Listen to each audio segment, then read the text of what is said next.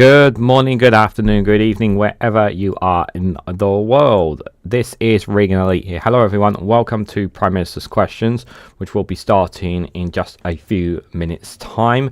The date and time of Prime Minister's Questions here is the 4th of December 2024 at 12 p.m. UK time. We are dual streaming live on youtube.com/Reganelite and on twitch.tv/Reganelite1. I will come to people in the chat momentarily. I'm just getting the respectable chats up on my devices. I hope you guys are all having a good day so far, whatever you guys are up to as well. I will greet everybody momentarily. Don't worry, it hasn't started yet, guys. They're just mingling like they normally do. In the they have their own obviously there's questions before Prime Minister's Questions, obviously, of course, so I will come to that shortly. All right, I think we've got everything else set up, and yep, okay, let me come and see who we got in the chats then. So no one in the Twitch chat at the moment. Akismag, good morning, good to see you, buddy. Hope you're doing well. Good morning, afternoon, Alistair Keir. Good to see you there. Hope you're doing well. One of our moderators, Mark Leese, 1998. Good to see you there. Hope you're doing well. There's pretty much Scottish questions currently. Yes, there is the Scottish budget. Obviously, that is taking place today as well. Let me just adjust my mic. It seems like it's very, very high. Lower it a little bit. No, I don't want to record. Thank you. I don't want to record, thank you. Stephen Banker, no worries, good to see you there. I hope you're doing well. If you're just popping in, that's fine, no worries. We're just waiting momentarily for it to come on. Just while we just wait before it starts, guys. I just want to give you guys just a heads up. For some reason, Instagram is not uploading my short videos, so I won't be able to post any short videos currently there.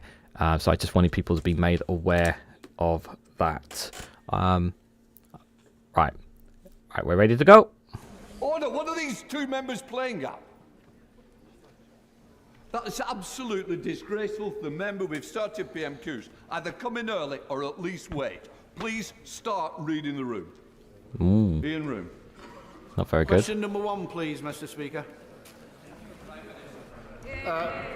Mr. Speaker, it's a pleasure to welcome His Highness the Emir of the State of Qatar to the UK, and I look forward to discussions this afternoon on how we're strengthening our relationship and boosting trade and investment, including the announcement today of a £1 billion investment in our new clean energy partnership. Mr. Speaker, Sunday marked World AIDS Day, and we stand with all those that we have lost and those living with HIV today, and we will seek to end new cases of HIV in England by 2030. Mr. Speaker, can I also note that we're joined in the gallery today by Mandy Damari, mother of Emily, a British citizen still being held hostage in Gaza. I've met Mandy a number of times, and in my view, what she's going through is nothing short of torture. Mr. Speaker, this morning I had meetings with ministerial colleagues and others. In addition to my duties in this House, I shall have further such meetings later today. In room. Mr. Speaker, I'd like to concur with the comments the Prime Minister has just made. North Devon District Hospital is the most remotest hospital in mainland England. Its intensive care unit has only 6 beds, and it's almost 50 years old, and it serves a population of 165,000 people. Can the Prime Minister assure my constituents that their hospital will receive the urgent funding that it's needed under the new hospital programme, so that they will not face over a 2-hour drive to the nearest trauma unit? Mr. Speaker, the new hospital programme that we inherited was emblematic of the failures of the previous government, making promises with no plan to deliver on them. We are committed to delivery, including the North Devon Hospital. We're reviewing the programme to place it on a sustainable footing, and the Health Secretary will set out further details of the new delivery soon. And in the meantime, we continue to support trusts to develop their schemes. Thank you. Olivia Bailey. Mr. Speaker, can I welcome the swift and decisive action this government is taking to secure our borders after the party opposite lost control? After the party opposite lost control, Mr. Speaker. And in particular, can I welcome the world-first deal struck with Iraq last week to tackle smuggling gangs? Does the Prime Minister agree with me that international cooperation, shared intelligence and joint law enforcement is the best way to end the vile smuggling trade? Setting up safe and legal routes is also a good way a good way as well of stopping people crossing the boats and putting their lives at risk. Did you know that that's a much cheaper option as well? Thank my honourable friend. She's a superb champion for her constituents. And she's absolutely right. The previous government left a broken asylum system.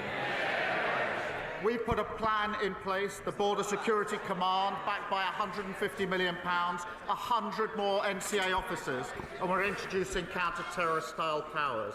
And my friend is right that our new international coordination, including the landmark Iraqi agreement. And the hard graft is already beginning to pay off because 9,400 people who've no right to be here have been returned. That's a 30% increase on the numbers of last year.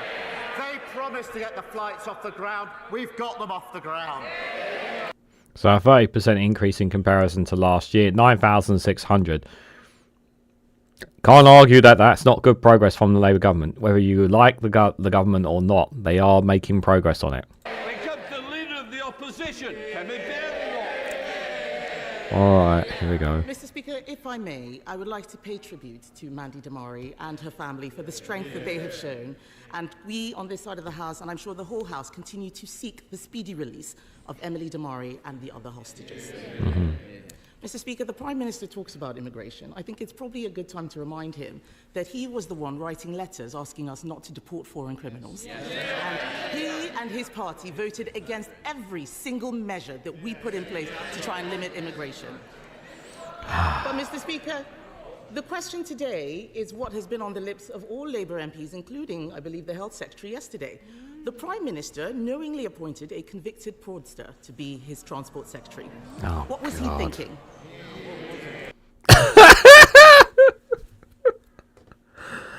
Oh dear. The hypocrisy from the opposition is just baffling. I don't need to tell you guys, but you know the hypocrisy is quite insane. Ben Shaw, Wanengi Pagan, and any others who are looking in chat, good to see you all. Mr. Speaker, the previous Transport Secretary was right when further information came forward to resign. What a marked contrast to behaviour in the last 14 years. And she talks about immigration, record levels of immigration under the previous government, nearly 1 million and she was the cheerleader. She was the one urging on the removal of the caps for work visas. She was thanking the previous Home Secretary for the work that was done. She championed it, she advocated it. Record numbers of immigration. Mr. Speaker, he's obfuscating, but I'm going to keep him on the topic. He owes the House an explanation. He said that the former Transport Secretary was only asked to resign after further information came to light. What was that further information? I'm not going to disclose private conversations. Further information came to light. The Justice Secretary resigned. As I say, what a marked contrast. But whilst she's obsessing with the Westminster issues, we're getting on with fixing the mess, fixing the foundations, that £22 billion black hole, our prisons bursting, Mr. Speaker, as we found out last week, nearly 1 million net migration numbers because of the Tory open borders policy. You can't argue, like, okay, people will want to know that, disclose that information possibly. That's a very good argument. But you can't argue the fact that she resigned. Unlike all the other scandals around the Conservatives. And what did they do? They just carried on as normal, thinking it's all okay.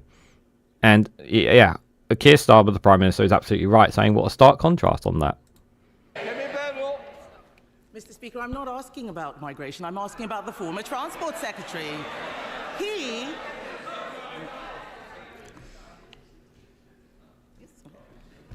He never answers any questions. He never answers any questions. And it looks like he didn't ask his Transport Secretary any questions either.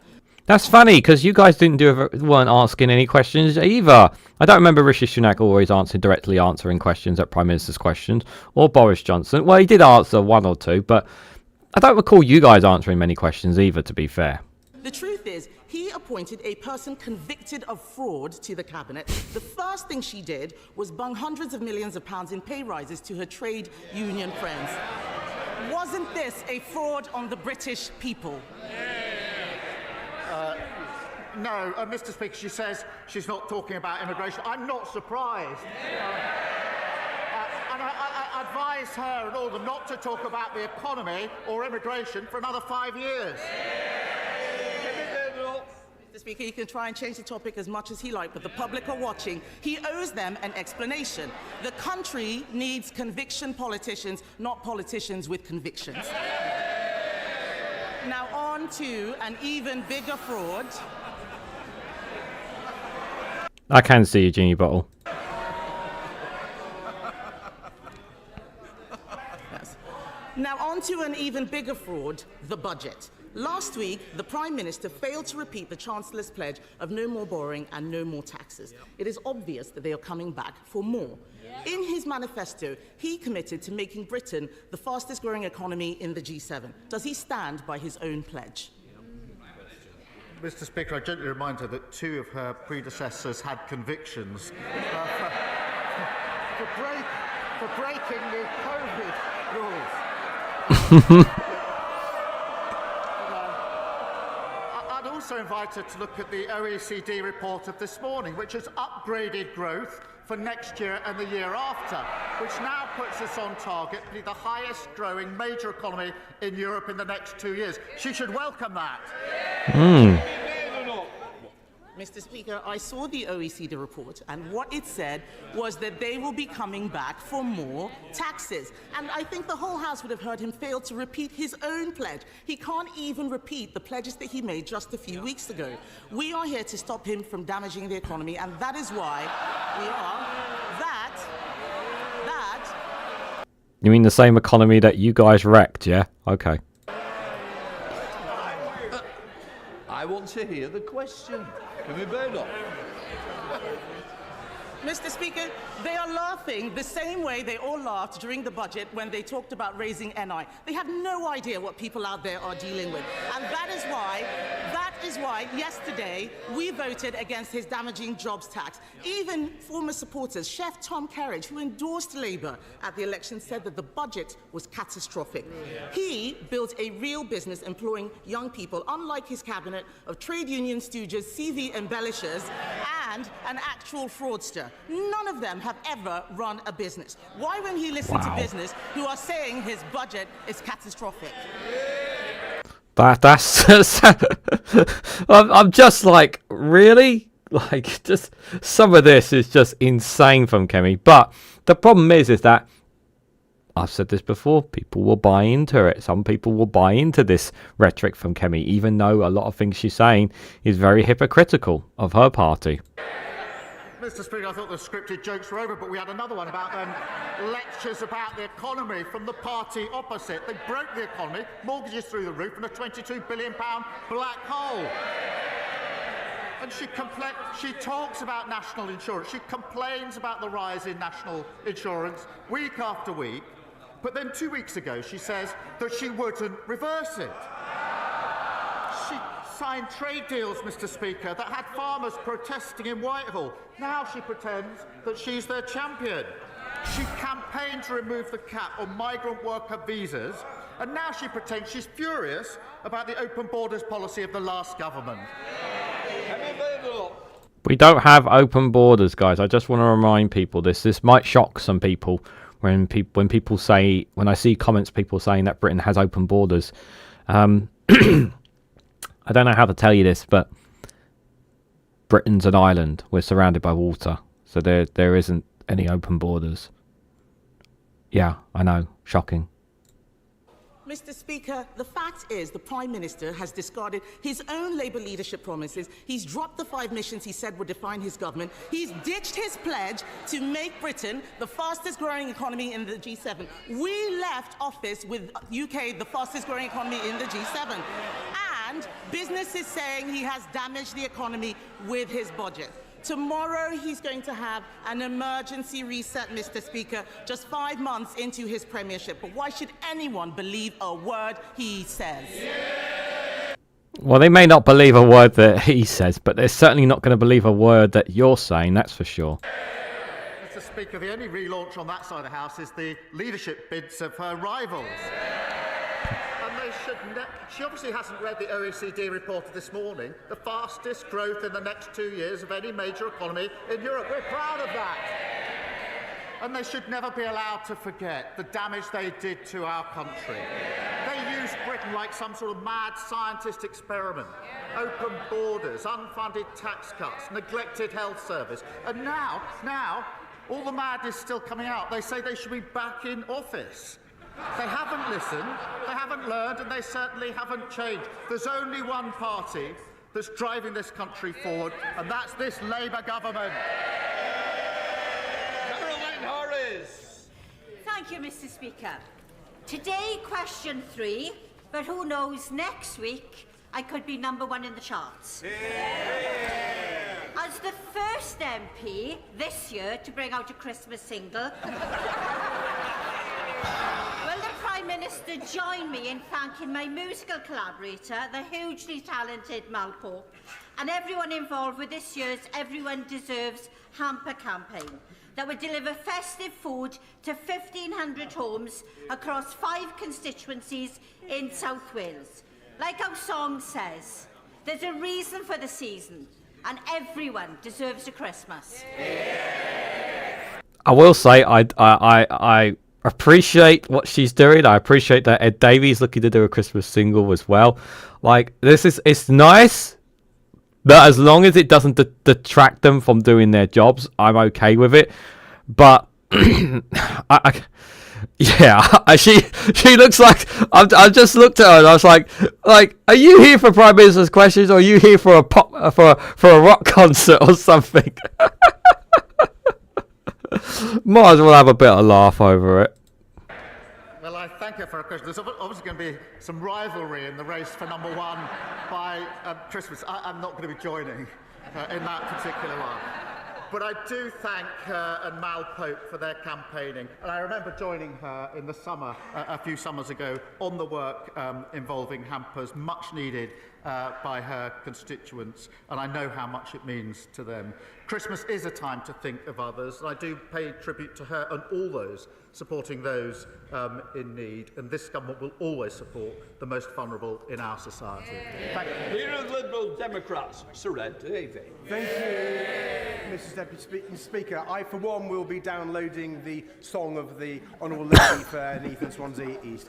Can I join the Prime Minister in his delight and also his support for Mandy Damari, and our joint hope that we will see Emily and other hostages released as soon as possible.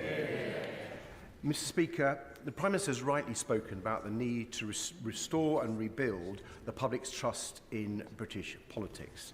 Now, we believe a crucial part of that is reforming our electoral system to make it fairer and more proportional. So does a majority of the British public.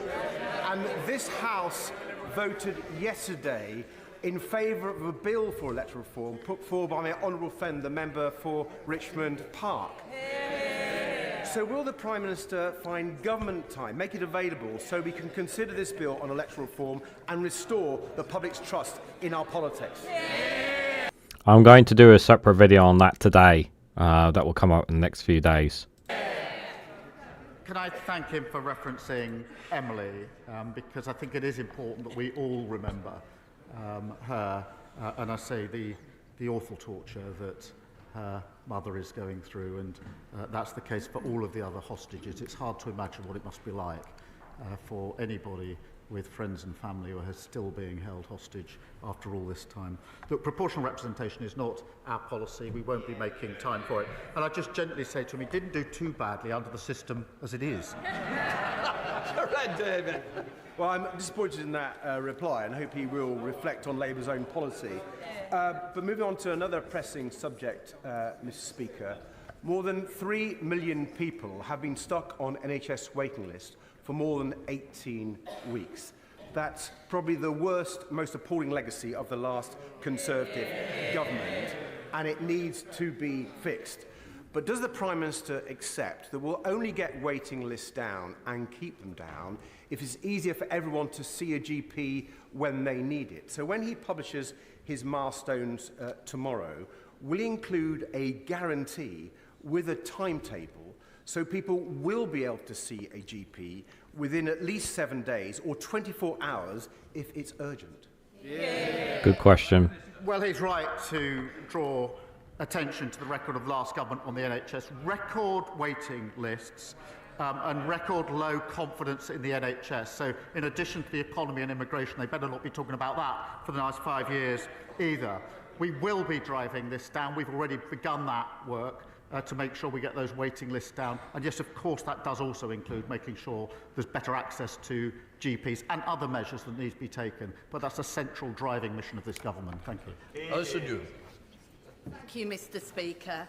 Given that a significant number of members in this place are, regardless of class, women of a certain age, would the Prime Minister agree with me that when a woman of a certain age, or indeed any woman of any age from any background, says they have experienced sexual harassment or inappropriate behaviour, they should be listened to, supported, and the perpetrator dealt with?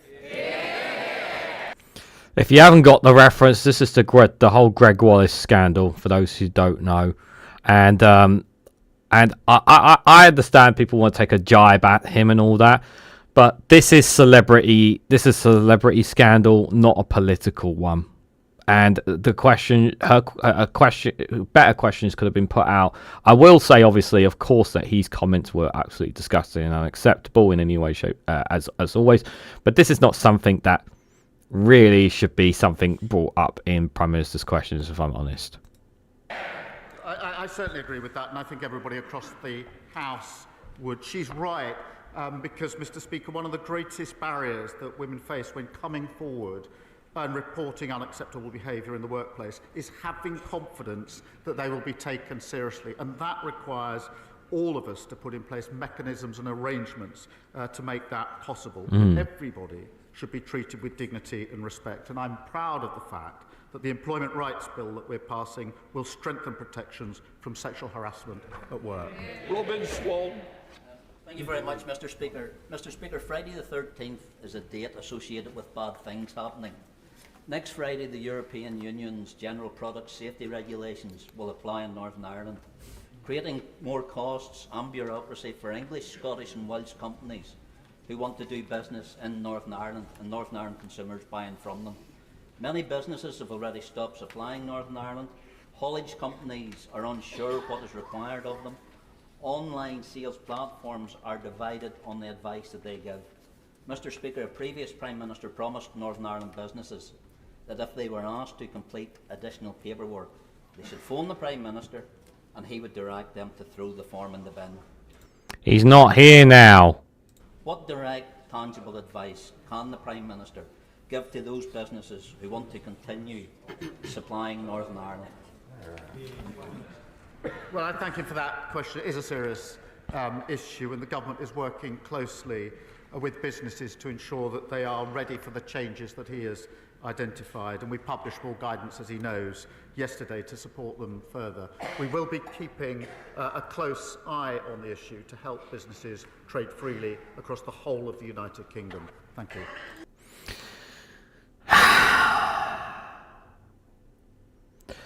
I would not be surprised if Max does a video on this. But I will just say, doesn't their party vote for Brexit? Didn't they vote for this thing? Just going to say that. Just going to say that. David Williams. Thank you, Mr. Speaker. In Stoke-on-Trent and Kidsgrove, we are proud of our beautiful historic buildings. However, many lay dormant and blight our proud towns. Can the Prime Minister please outline what steps this government is taking to bring historic buildings back into use, and will he make time to visit my constituency to see for himself our untapped potential? He seems like such a nice person that's representing Stoke-on-Trent. Whatever happened to the other guy, guys? Well, I thank him for raising this issue and certainly consider his kind invitation. Mr. Speaker, we will invest in heritage buildings, restoring pride, ensuring they serve the needs of local communities. The National Lottery Heritage Fund has awarded Stoke-on-Trent £250,000 to help preserve the city's heritage. Historic England is also funding emergency repairs at the iconic Wedgwood Institute and supporting Reform Heritage, whose office I think is based in my honourable friend's constituency, to employ staff dedicated to delivering heritage projects. Speaker, today is the Scottish Budget, and inside it you will find provisions to reinstate the winter fuel payment to all of Scottish pensioners, something that he, of course, famously took away from nearly all of the UK pensioners, supported by Scottish Labour members of Parliament. But apparently, Scottish Labour are now in favour of winter fuel payments. So what's his advice to Labour MSPs? Is it to vote for the budget to ensure that Scottish pensioners get that single fuel payment, or is it to stick with his view and vote that budget down? Advice to my team is to ensure the SNP are absolutely clear. We have given them the biggest settlement to Scotland this year under our budget. They now have the powers, they have the resources, they've got no more excuses for the failure to deliver. Speaker, a year ago today, this House defeated the then government over the contaminated blood scandal compensation scheme. This government's £11.8 billion set aside for that compensation scheme is welcome. But as victims die every week, there is concern about the pace of payments and the fact that rules are being changed behind closed doors in Whitehall without explanation, contradicting some of the recommendations of Sir Brian Langstaff. So does my right honourable friend agree with me that next week's meeting scheduled with the campaign groups representing the victims must represent the start of those infected and affected being involved in the process that they fought so hard for so long and too many died and failed to see?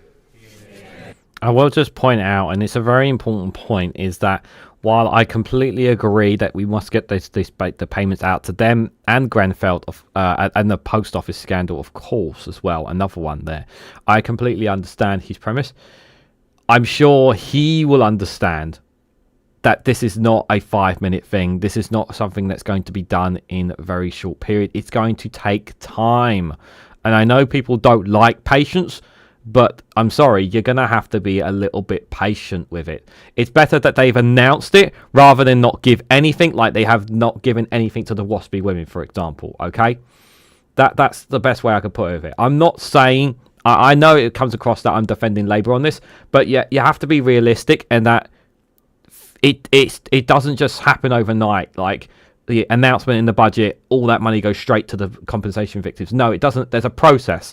And it's a process that takes time, and I think that's really, really important to stress when people complain about when they've announced a certain set of allocated money for these things. These are things that have to be distributed over time. It can't be something done in a very short space of time. I understand the issue of getting it out as quickly as possible. I really, really do, but just have to be a little bit patient with it. Casper Norva, good to see you there, and anybody else who's popped in as well. Mr. Speaker, we are committed to acting on the findings of the infected blood inquiry and ensuring swift resolution and compensating in full. And that's why we announced £11.8 billion to compensate those who waited far too long for justice. And I'll happily make sure that he gets a meeting with the Paymaster General to discuss the issues he's raised. Thank you, Mr. Speaker.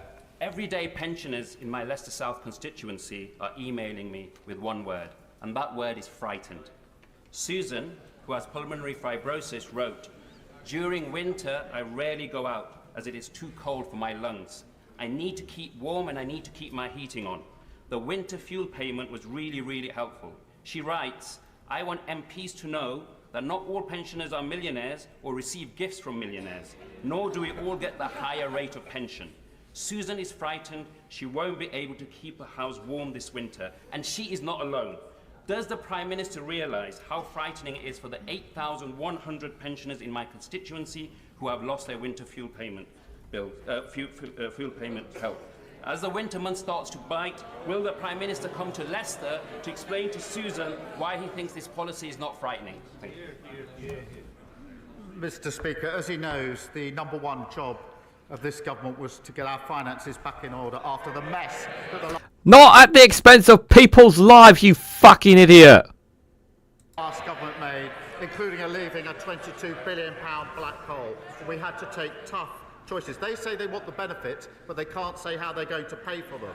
We do want to make sure that the most vulnerable pensioners do get the pension credit that they're entitled to. We're driving that up. But because we're stabilising the economy, we can commit to the triple lock. That's a £460 uplift in the pension next year. So every pensioner will be better off under a Labour government. You tell that, yeah, to Susan. You tell that to that. You tell that to that person. You tell that to Susan, who's going to freeze this winter. You tell that to other people who cannot meet the threshold. You tell that to them. Yeah? Thank you, Mr. Speaker. The Middlewich Eastern Bypass will support the delivery of nearly 2,000 new homes, 6,500 jobs and 1.5 million square feet of employment land. The previous government, having first promised to fund it, dragged their feet, putting jobs and investment at risk. Mr. Speaker, we're approaching the season of goodwill. So can the Prime Minister give my constituents an early Christmas present and offer some certainty over this vital infrastructure project? Mr. Speaker, we are committed to supporting drivers across the country, including by freezing fuel duty and investing £1.6 billion to maintain our roads. That's £500 million more than the previous year. I do know his constituents have waited years for certainty on this scheme. The project is currently going through an assessment and government process, and I'll make sure that he gets a meeting with the Roads Minister to discuss that. Martin Wrigley. Thank you, Mr. Speaker. The major GP practice groups in my Newton Abbot constituency have written to me detailing their precarious finances. Planning for the year ahead, they're considering their options, including redundancies, handing back their contracts or bankruptcy, and they've stopped recruitment of GPs, resulting in fewer patient appointments. The Health Secretary has promised an increased funding allocation, but has yet to say when we will know how much this will be. Will the Prime Minister release this funding information and meet with me and the GPs to hear their precious first-hand? Mr. Speaker, he's right to raise this. The Darcy report that we commissioned made clear that the NHS was broken by the previous government, and that's why we provided £22 billion of additional funding in the budget this year to start the work fixing our NHS. We do obviously value the vital work of GPs, and every year, as he knows, we consult with the sector about the services that they provide and the money they're entitled to in return. And we'll send that out. We will set that out in the usual way. Please, McIntyre. Mr. Speaker, Holly Gazzard was murdered by her boyfriend outside her workplace in Gloucester 10 years ago. Since then, her family have established the Holly Gazzard Trust, which educates young people on domestic abuse and stalking and keeps women safe with its Hollyguard app. Will the Prime Minister join me in paying tribute to Holly's family and the work of the Holly Gazzard Trust? And will he update the House on the steps that this government is taking to tackle violence against women and girls? Mr. Speaker, a decade on, the thoughts, I'm sure, of the whole House remain with Holly's family and friends, and I do join him in commending the vital work of the Holly Gazzard Trust. In relation to the steps we're taking, we've got a mission to halve the levels of violence against women and girls within a decade. That is really tough to do. Nobody has ever committed to that before. I invite everybody across the House to join us in that. And that will include, amongst the steps we're taking, placing domestic abuse experts in 999 control rooms to make sure they're picked up early, launching a pilot of new domestic abuse protection orders, developing a national framework to track and target high-harm offenders, and strengthening stalking prevention orders. We will take other measures to make good on this commitment. Graham Ledbetter. Thank you, Mr. Speaker. A WASPy woman dies every 13 minutes. That's 2 since the Prime Minister took to the dispatch box today. That's 111 every day and nearly 17,000 since he took office. So can I ask the Prime Minister, how many more WASPy women have to die before the government takes action to give them the financial redress and the justice that they are due? Yep. Mr. Speaker, we are moving at pace on all relevant issues. We've passed the budget to provide the baseline for what we need, and we'll continue to do so. How fucking dare you? You provide. So you. That's your. Wow. Completely ignoring WASPy women there. Wow. That's really bad. That's really insulting there. The least he could have said is that we are looking at allocated funding towards WASPy women. That's the least he could have said. He doesn't even acknowledge it. Wow, that is I don't know what to say, guys. That is just shameful. That is absolutely shameful. Speaks on the infected blood scandal, the post office scandal in Grenfell. Nothing for the WASPy women. That is really outrageous. I've lost for words on that. Thank you, Mr. Speaker. Local councils in my constituency of Earley and Woodley are facing significant financial pressures from SEND provision. Woking Borough, for example, has twice the level of SEND instance than the national average, yet historically the level of funding has not met the level of need, and this has left families and children waiting too long for help. The previous government's safety valve programme was only a sticking plaster, so I welcome this government's announcement today of additional SEND funding in mainstream schools. What more can this government do to make SEND funding sustainable? I'm grateful to her for raising this. I think the 5th or 6th time SEND has been raised at PMQs. We did inherit a system neglected to the point of crisis by the last government, and so we'll deliver the change that's desperately needed. That means increased funding to the core schools budget by £2.3 billion, includes almost £1 billion more on high needs budgets. And today we're investing and announcing investment of £740 million in funding to create SEN units in mainstream schools which deliver specialist support, and I'm very pleased to be able to take that forward. Don't get me wrong, I, as someone who really does care about this, and as someone who has suffered and has had to go to special needs school as a youngster, I appreciate the fact that this has been brought up many times, but do we need to have it brought up 6 times during Prime Minister's questions? Like, what more can you add that has already been added on this issue? With the greatest of respect.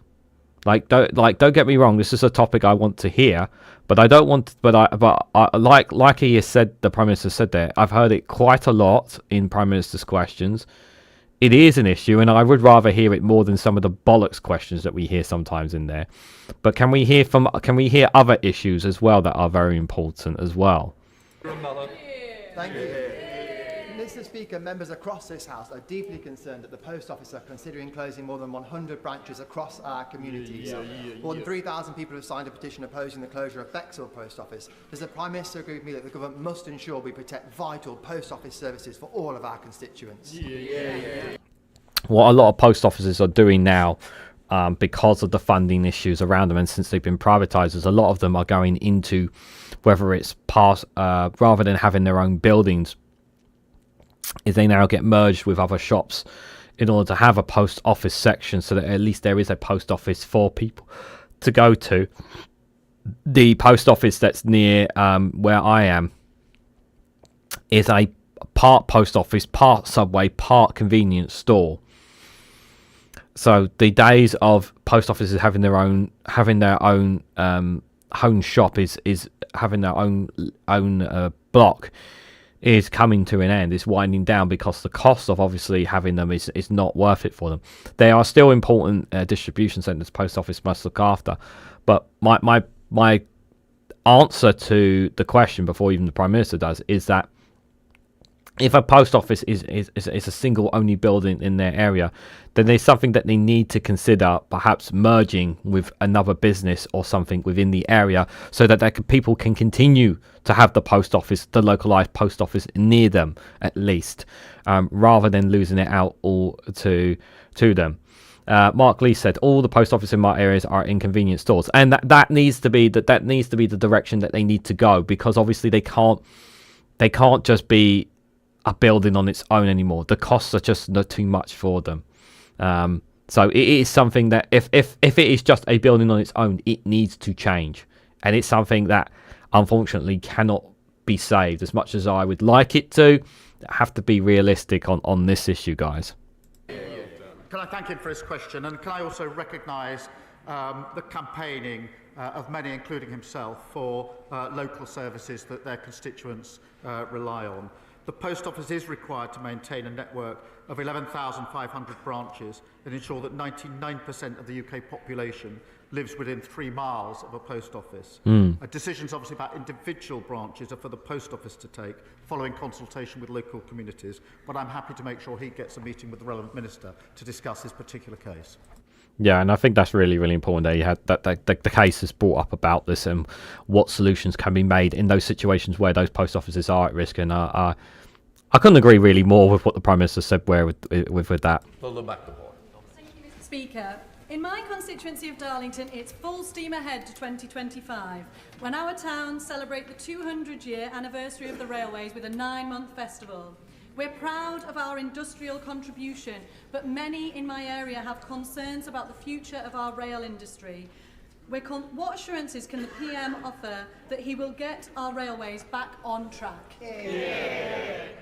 Mr. Speaker, we are delivering on our commitment to bring railways back under public ownership, Mm-hmm. putting passengers first.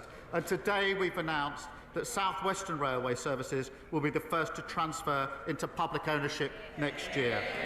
They are one in Southwest. I remember taking Southwest going down to certain coasts, even on weekends, and they were a freaking nightmare. So I really hope that from March, that the next time me and my partner take the Southwest rails and decide to go down that way, we actually have a better service than what they're offering right now. So we can turn the page on decades of delay, fragmentation and failure. Much, Mr. Speaker. Veteran Anne Puckeridge is also in the gallery, and can I urge the Prime Minister to meet her to talk about her frozen pension? Mr. Speaker, yesterday the Daily Record reported that Scottish Labour MPs are very upset. Apparently this upset is caused by their Scottish leaders' diktat that they now have to support the very winter fuel payment that they voted against in this place.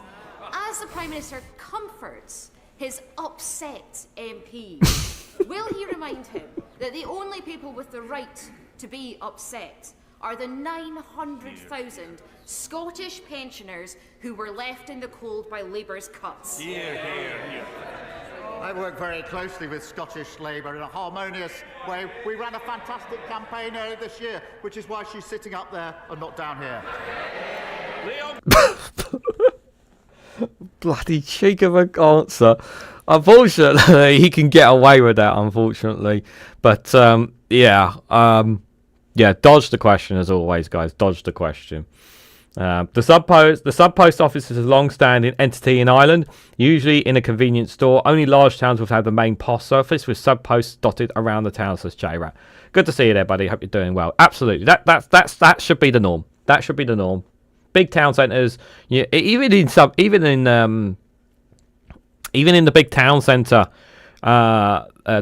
which is about 20-minute walk or bus away from where I live.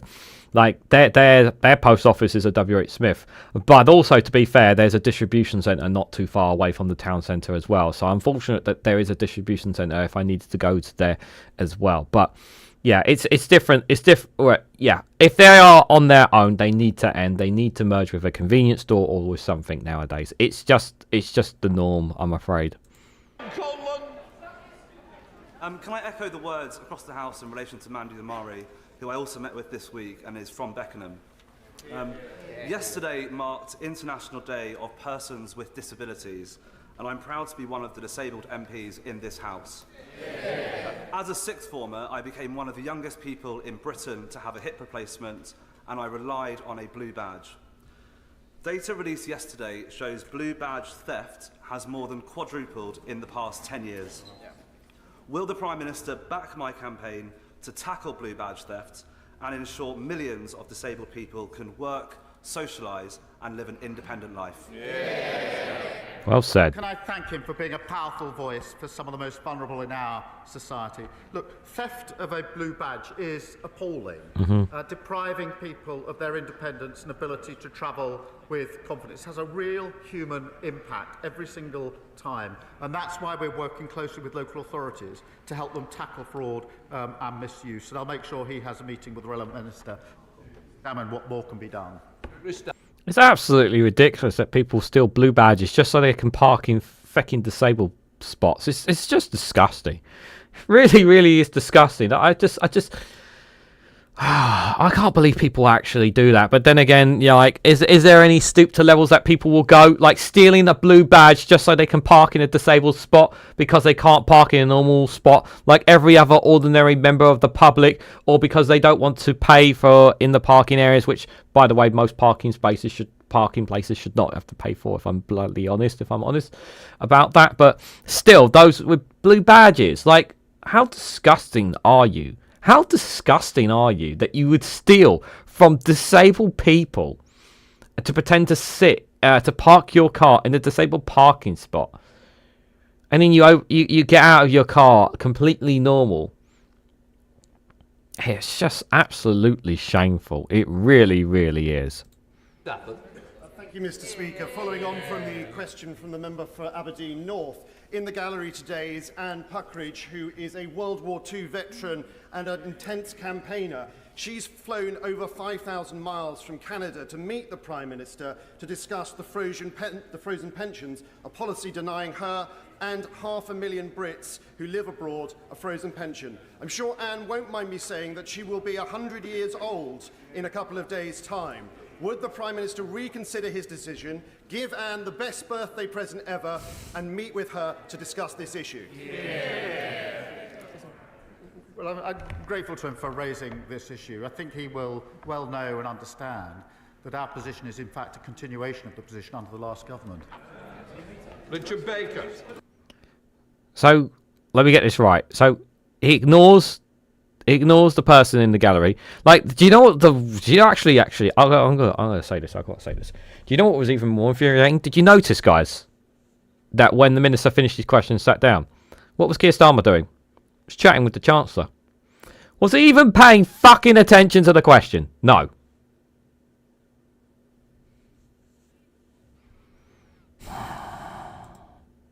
Thank you, Mr. Speaker. Does the Prime Minister share my concern at the report by Audit Scotland, finding the Scottish Government has no clear plan for the NHS in Scotland? As a Scottish Labour MP, I'm delighted this government is providing £4.9 billion extra for public services in Scotland. Isn't it time for the SNP ministers to get a grip and do better for patients in my constituency who are facing some of the longest waiting times for surgery in Scotland? Well, I'm grateful to him for raising this, because waiting lists in Scotland are appalling. And that's why we make the argument. They now have the money, they've got the resources, no more excuses for poor delivery. Absolutely, chatty rat. There are a lot of hidden disabilities, and people don't notice that as well. It's important to remind people that not everyone who is disabled is seen to be disabled. People should, that's a very valid point there as well. That completes Prime Minister's questions. Oh, was that it? Okay. Well, that was very frustrating. As far as Kemi goes, like they can't say shit about fraud and whatnot when the fraud that they left in their rhetoric was just ridiculous. Same thing about immigration. That was on their watch. So again, that's not really something that they can bash on about. I thought Ed Davies' questions were very good on proportional representation, which I will cover in a video. I want to talk about the vote on that yesterday. I will talk about that in a separate video. That'll come out in the next couple of days, because there is something that I'm very eager to talk about, and some very understandable questions. We had I believe it was an independent MP that asked a question about the pensioner, about one of his pensioners' stories there, and then obviously about the rest of the pensioners who are at risk of the winter fuel payments. Then obviously we had the questions from the SNPs respectively about obviously Scottish Budget Day, which obviously I urge you guys, if you want to hear more about the Scottish budget, do check out and subscribe to the Two Davies YouTube channel. They will obviously be covering and looking at it in detail tomorrow afternoon at 4 p.m. So I do recommend checking that out. I'm not going to cover the Scottish budget because it's not my area of expertise, so I'll let them dive into that. But in terms of the winter fuel payments, obviously the Scottish the Scottish government are looking obviously to keep winter fuel payments up to protect their pensioners, as opposed to Labour, who look like they are not doing enough from some of the questions that we've heard there. And yes, the pension credit threshold has increased which was announced during the budget, but there are still people that are going to die as a direct result of this decision by the government to change the means testing on winter fuel payments. And some of those people were in the gallery who wanted to speak to the Prime Minister, and they were basically shoved aside, so that he can keep barking on about the £22 billion black hole that they had to plug up as well. So that the responses on him from Keir Starmer on that issue is pretty fucking disgusting. There were other questions which I thought he was pretty reasonable as well, but yeah, I would say it's a much more of a negative negative from Keir Starmer than a positive, I think, especially on the winter fuel payment, questions there. So we heard from some Conservatives, we heard from Lib Dems, we heard from SNP, and we heard from Northern Ireland as well, and also heard from one independent there. So as well as the usual suspects from there. The one bright spot is obviously the punk rock MP asking about the singles, bringing up a Christmas single, which I think is pretty fun. But that's about the nice positive spot, I would say, out of all of it, I will say, from Prime Minister's questions. So interesting stuff, to say the least, guys. So what did you guys think of Prime Minister's questions? Let me know your thoughts, and down in the comment section below what you guys thought of them. Just have a quick look in the chat before we head out. Nothing for preparing the effects of climate change and sea level rises is far worse, and yet no one wants to talk in here about it. Shameful, as is the most important policy area. Yeah, again, One Angry Pagan has been screaming about this consistently, and we're not talking about the impact of climate change and the sea level rises that are going to be occurring. We're not talking enough about this, and it is a big problem. And yet the mainstream media doesn't want to talk about it. No one wants to bring up the issue on climate. It is coming. It was coming. It was a BS question and answer, Reganelite. I'm not sure which question that was you're referring to, Alistair Keir. Waiting on Scotland is bad, but FF's sakes, nothing compared to the English NHS. Yeah. Best performing NHS in the UK. Yes, Scotland does have the best performing NHS in the UK. Yeah, it does indeed. Playing flight from Canada to complain. Brits will go to great lengths to voice an opinion, but a letter or an email could have been just as good. Save money on bills or fly to UK. I think it. Yeah, like if this person got assurances that they would meet the Prime Minister, then that would have been all right. But because that person doesn't have assurances, I would not have made the trip. I'm just pointing that out for clarity there. But yeah, guys, I will be back tonight with the Snowflakes Watch. Well, obviously, like I said, I've got content to do today. Thank you guys all so much for watching, and I will catch you guys tonight at 8 o'clock for the Snowflake Watch. We'll cover and watch and react to various news in politics. We may cover more on some stuff outside the UK possibly as well. We'll see what we can garner to talk about as well. And then tomorrow, myself and One Angry Pagan will catch up with some of the news as well on stuff as well. So yes, as Mad Monk says, he's put a link in the description for the Two Davies channel. Do check that out if you're not a subscriber there already. So thank you guys all for coming along. Thank you guys for all your comments. But just before I head out, I have one last question. If you haven't already, Please hit the like button, be greatly appreciated. Share this across social media so others are notified of this video. If you haven't subscribed already, please consider subscribing because it really does help support the channel. If you want to go one step further and financially support me and the work that I do here, you can do so by becoming a YouTube member for as little as 99p, or you can join me on Rumble or Patreon for exclusive content on those platforms. So thank you all so much for watching, and I hope to catch you all very, very soon.